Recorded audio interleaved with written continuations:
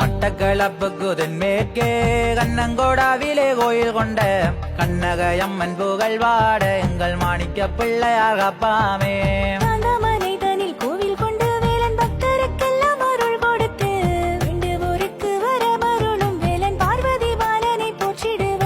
அம்பலமாடிடும் ஈஸ்வரனாதவர் வீட்டுக்கு மண் சுமந்த பெருமான் கொக்கட்டி சோலையிலே கோயில் கொண்டதான் தோன்றி ஈஸ்வரரை தொழுவோம். காட்சி தந்து நாகலோகம் தானே விட்டிறங்கி தாயார் நாககன்னிகையும் காட்சி தந்தார். 600 வருடம் முன்பாக கண்ணங்கோடாயனும் ஊர்தனிலே 13 குடும்பம் வந்தடைந்து காடு வெட்டி அவர் வாழ்ந்தனரே. 600 வருடம் முன்பாக அம்மன் கண்ணங்கோடாவிலே தாயார் வந்து தேத்தாமரம் தண்ணிலே மாதா ஒளிப்பிழம்பாகவே காட்சி தந்தாள். செம்பகனாட்சி பெண்மணியால் பிறகு எடுக்க போகையிலே தெத்தாமரத்திலே முக்கோண சிலம்பை கண்டு வியந்துமே நின்றாவாம். செம்பகனாட்சியுமே விரைந்து சக தோழிகளை அங்கு தான் அழைத்து தேத்தாமரத்தில் முக்கோண சிலம்பு தோன்றியிருப்பதை பாருங்கென்றாள்.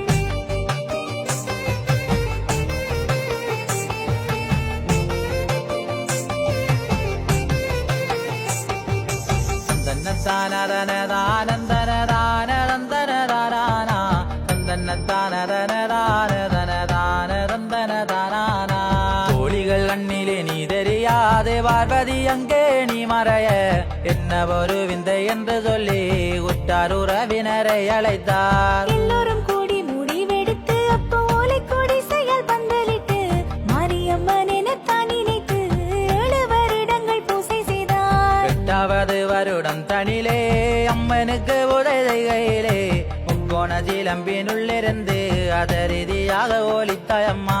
வந்ததொரு சக்தி மாறி இல்லை நான் கண்ணகை என்றுமே தாய் உரைத்தாய். அன்னை அருள் மொழி கேட்டுமே பக்தர்கள் கண்ணகை தாய்க்கு விழாவெடுத்தார். அன்னைய நீயும் உறைந்ததனால் ஊரும் செழிப்பகதான் வளர கண்ணகை வந்து உறைந்ததனால் கண்ணங்கூடாவும் சிறந்ததுவே.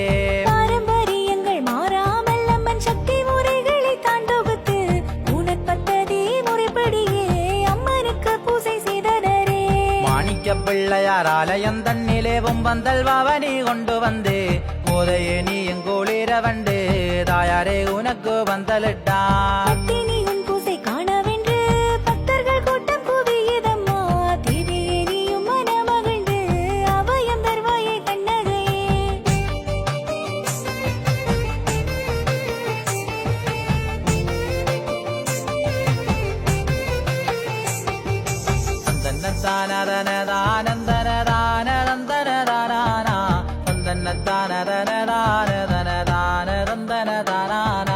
கோலாட்டம் நல்ல மயிலாட்டம் கந்தனின் காவடே ஆட்டம் அம்மா கற்பூர சட்டிகள் எந்திய பக்தர்கள் கண்ணகை அம்மனை தேடி வாரோ.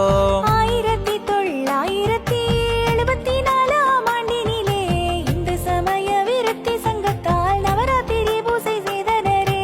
பற்பல வண்ணமின் குமுள் போட்டே மேடையெல்லாம் அலங்கரித்து செய்த முயற்சி செயலிழக்க பத்தினி உண்மையை மெயறிந்தார். 1981 ஆண்டு நள்ளிரவில் அன்னையை உந்தன் ஆலயத்தில் களவாட கள்வர் இருவர் வந்தார். கோட்டை பிரித்து உள்ளிறங்கையிலே அன்னைய நீயும் ஒரு மாறே கன்னிகையாக சென்று மேதாயாசினி தம்பி ஐயரை அழைத்தாய். ஊரவர் எல்லோரும் ஒன்று கூடி அப்போ ஆலயம் தன்னிலே பார்க்கையிலே கள்வன் ஒருவன் அகப்படவே மற்றொருவன் தப்பி ஓடினானே.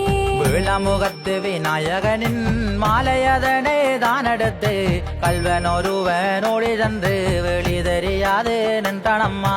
கள்வன் என்று அறியாது ஊரவர் தானும் வருகையிலே என்ன இவ்விடம் நிற்பதென்று கள்வனிடம் அவர் கேட்டு நின்றார்.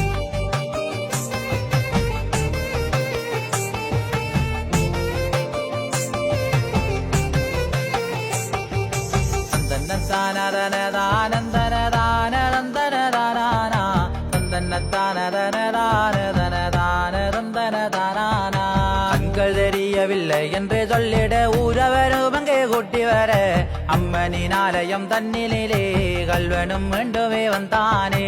கள்வனை கண்டதும் கூட்டாளி இவனும் கள்வன் தான் என்றுரைக்க இருவரையுமே கொன்று சென்று நீதிமன்றத்தில் ஒப்படைத்தார். 3 தவணை வழக்கு முடிந்திட தாயவள் நீயும் கருணை செய்து வழக்கை அளித்திட வென்று சொல்லி சொப்பனத்தில் போய் சொன்னாயம்மா. அம்மன் நகைகளை பெட்டகத்தில் காவல் கொள்ளவென தான் நினைத்து இப்படி பேரின்பனாரும் அம்மனின் நகையை பாதுகாத்தார். சொப்பனம் தன்னில் உதயமாகி அம்மன் நகையை கொண்டோ வாருவண்டு பேரும்பனாருக்கு ஆணையிட பெட்டகம் தன்னையே கொண்டு வந்தார். என்ன செய்வது